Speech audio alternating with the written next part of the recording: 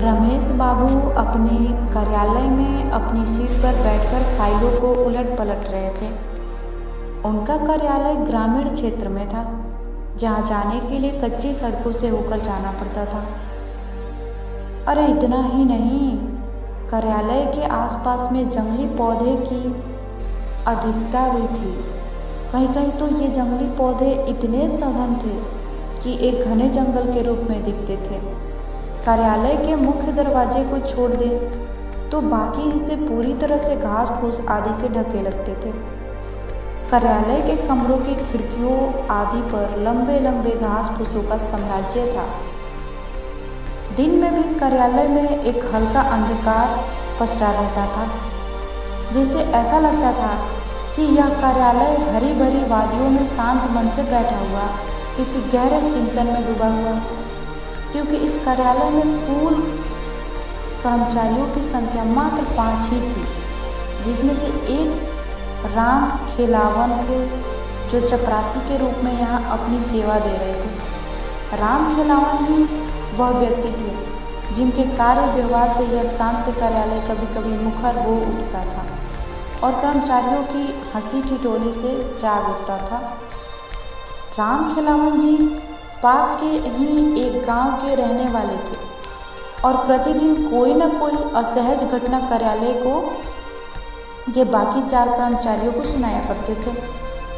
वे विशेषकर जब भी कार्यालय में प्रवेश करते तो सबसे पहले रमेश बाबू के कमरे में वे जाते और राम राम कहने के साथ ही शुरू हो जाते कि बाबू, कल तो गांव में गजब हो गया था।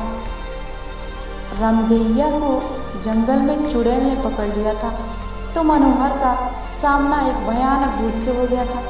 जब तक राम खिलावन जी सभी कर्मचारियों से मिलकर कुछ भूत प्रेत गांव गड़ा की बातें नहीं बता लेते, उन्हें कल यानी चैन नहीं पड़ता था।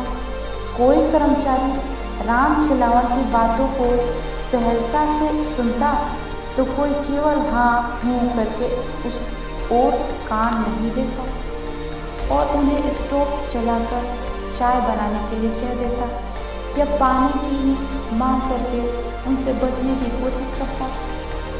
पर राम खिलावन की बातों को रमेशर बाबू बहुत ही सजगता से सुनते और पूरा ध्यान देते हुए बीच बीच में हाँ हूँ करने के साथ कुछ सवाल भी पूछते। एक दिन की बात है, राम खिलावन जी कार्यालय थोड़ा जल्दी ही पहुंच गए और सीधे रमेश बाबू के कमरे में घुस गए। पर उस समय रमेश बाबू अपनी कुर्सी पर नहीं थे, शायद वे अभी कार्यालय पहुंचे ही नहीं थे। राम खिलावन थोड़ा डरे से में लग रहे थे और बार बार अपने माथे पर आ रहे पसीने को गमछे से पोंछ रहे थे। वे ज्यों ही कमरे से बाहर निकले त्यों ही कार्यालय के प्रांगण में उन्होंने रमेश बाबू को अपनी साइकिल को खड़े करते हुए देखा। वो दौड़ के रमेश बाबू के पास पहुंच गए और बिना जय रमी किए ही हकला कर घबरा कर बोले, बाबू बाबू कल रात को तो गजब हो गया, मेरा पूरा परिवार आफत में आ गया है, समझ में नहीं आ रहा कि मैं क्या करूं। रमेशर बाबू ने उन्हें अपने कमरे की ओर चलने का इशारा करते हुए आगे आगे तेज कदमों में अपने कार्यालय कक्ष में प्रवेश किए। फिर एक कुर्सी पर राम खिलावन जी को बैठने का इशारा करते हुए अपने झोले को वही मेज पर रखकर एक गिलास में पानी लेकर कक्ष के बाहर आकर हाथ धोए हुए। उसके बाद कमरे में लगे हनुमान जी की फोटो को अगरबत्ती दिखाने के बाद अपनी कुर्सी पर बैठते हुए राम खिलावन जी से बोले, राम खिलावन जी अब अपनी बात पूरी विस्तार से बताइए। उनकी अनुमति मिलते ही राम खिलावन जी कहना शुरू किया, बाबू कल मैं जब शाम को घर पर पहुंचा तो पता चला कि मेरी बहू कुछ लकड़ी आदि की व्यवस्था करने जंगल से उड़ गई थी और वहीं उसे किसी चुड़ैल ने धर लिया था। वह इधर उधर जंगल में भटक रही थी। तभी कुछ गांव वालों ने ही गाय बकरी के चरवाहों ने ही नजर दी उस पर। वे लोग स्थिति को भाग गए और मेरी बहू को पकड़कर घर पर छोड़ गए। फिर गांव के ही सोखा बाबा ने झाड़ फूंक की, उसके बाद उस चुड़ैल से छुटकारा मिला। पर आज सुबह फिर से उस पर चुड़ैल हावी हो गई है। सुबह से ही सोखा बाबा उसे उतारने में लगे हैं, पर वह छोड़कर जाने का नाम ही नहीं ले रही। समझ में नहीं आ रहा है कि क्या करूं। राम खिलावन की बातों को सुनकर रमेश बाबू थोड़े गंभीर हुए और अचानक पता नहीं क्या सूझा कि हंसने लगे। रमेश बाबू की यह हालत देखकर राम खिलावन जी तो और भी हक्के बक्के हो गए। उन्हें समझ में नहीं आया कि आखिर इनको क्या हो गया। कहीं पर भी तो किसी भूत प्रेत का साया नहीं पड़ गया। अभी अपनी कुर्सी पर से उठे और बिना कुछ बोले राम खिलावन को अपने पीछे आने को इशारा करते हुए कमरे से बाहर निकल गए। कमरे से बाहर निकलकर रामेश्वर बाबू पास की ही एक झाड़ी से कुछ पत्तों को तोड़ा और मन ही मन कुछ मंत्र बुदबुदाए। फिर राम खिलावन को उन पत्तों को देते हुए बोले कि आप इसे पीसकर अपनी बहू को पिला दें और अपने घर पर ही रुकें। मैं कार्यालय में कुछ जरूरी काम काज निपटाकर अभी 1-2 घंटे में आपके घर पर पहुंचता हूं। राम खिलावन जी बिना कुछ बोले केवल सिर हिलाए और उन पत्तों को लेकर घर की ओर बढ़े। रास्ते में उन्हें केवल एक ही बात खाई जा रही थी कि रमेश्वर बाबू को यहाँ आए 3 साल हो गए, पर कभी उन्होंने इस बात की जिक्र नहीं किया कि वे भूत प्रेतों को उतारना भी जानते हैं। कहीं वो मजाक में तो इन पत्तों को तोड़कर झूठ मूठ में कुछ बुदबुदा कर मुझे नहीं दे दिए हैं ना। पर रमेश्वर बाबू ऐसा नहीं कर सकते। वे तो बहुत गंभीर आदमी हैं और हमारी सारी बातों को भी तो बहुत गंभीरता से लेते हैं और समय समय पर हर प्रकार से हमारी मदद भी करते हैं। ना ना, वे मेरे साथ मजाक नहीं कर सकते हैं। हम चलते हैं, इसे अपने बहू को पिला देंगे। यही सब सोचते सोचते राम खिलावन जी घर पर पहुंच गए। घर के बाहर 10-15 गांव घर के ही लोग बैठे नजर आए। एक खटिया पर सोखा बाबा भी बैठकर लोगों से कुछ बातचीत कर रहे थे। राम खिलावन जी को देखते हुए ही सोखा बाबा बोल पड़े, राम खिलावन, यह चुड़ैल तो बहुत ठीक है। रात को छोड़ तो दी थी, पर सुबह फिर से आ गई। 2-3 घंटे मैंने कोशिश किया, पर छोड़कर जाने का नाम ही नहीं ले रही। अभी भी आंगन में नाच कूद रही है। मेरे मंत्रों का अब तो उस पर कुछ असर भी नहीं हो रहा है। यहाँ तक कि मेरा भी मजाक उड़ा दी। इतना सब होने के बाद मैं उसे छोड़कर बाहर आकर बैठ गया हूँ। मैं अब कुछ नहीं कर सकता। मेरा जितना पावर था वह सब अजमाया। राम खिलावन जी सोखा बाबा के ही बगल में बैठते हुए अपनी लड़की को आवाज़ लगाई। उनकी लड़की घर में से दौड़ते हुए बाहर निकली। फिर राम खिलावन जी ने उन पत्तों को उसे देते हुए कहा कि अभी इसे पीसकर बहू को पिला दो। अगर ना नुक करे तो ज़बरदस्ती पिलाओ। इसके बाद राम खिलावन की लड़की उन पत्तों को लेकर घर में गई तथा उन पत्तों को पीसकर अपनी भाभी को पिलाई। अरे यह क्या! एक घुट अंदर जाते ही राम खिलावन जी की बहू तो काफ़ी शांत हो गई और वही आंगन में ही एक तराई पर बैठ गई। अब उसके व्यवहार में काफ़ी अंतर आ गया था। उसका कूदना नाचना बंद हो गया। राम खिलावन जी की लड़की दौड़ते हुए घर से बाहर निकली और राम खिलावन जी की ओर देख कर बोली, बाबू बाबू, बहू जी को अब आराम हो गया है। वे आंगन में ही अब शांति से बैठ गई हैं। बाहर जितने लोग बैठे थे वे सब हतप्रभ हो गए। वे सोचने लगे, आखिर कैसे? आखिर जो चुड़ैल इतने बड़े सोखा से बस में नहीं आई, वह 2-4 पत्तों को पिलाने से कैसे बस में आ सकती है? आखिर वे कैसे पत्ते थे? क्या किसी धर्म स्थान से लाए गए पत्ते थे या किसी बहुत बड़े पंडित ओझा सोखा आदि ने दिए थे?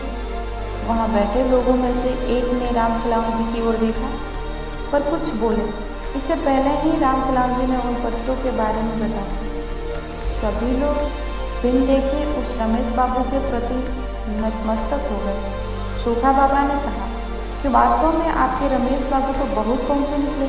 जिस चुड़ैल को बस में करने के लिए मैंने सारे कांड कर दिए, सारे के सारे हथकंडे अपना लिए, उसे उनके मंत्री 2-4 पत्तों ने बस में कर लिया।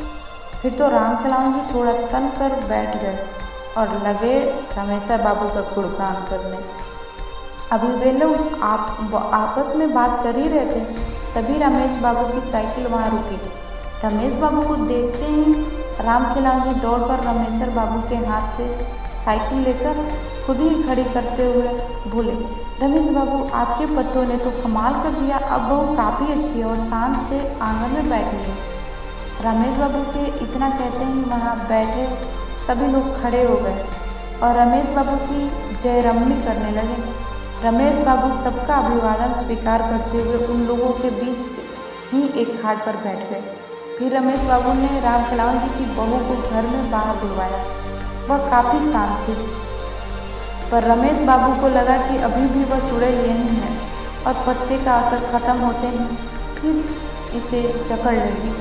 रमेश बाबू ने रामखिलावन जी की बहू को अपने पास बैठने का इशारा करते हुए कुछ मंत्र बुदबुदाने लगे।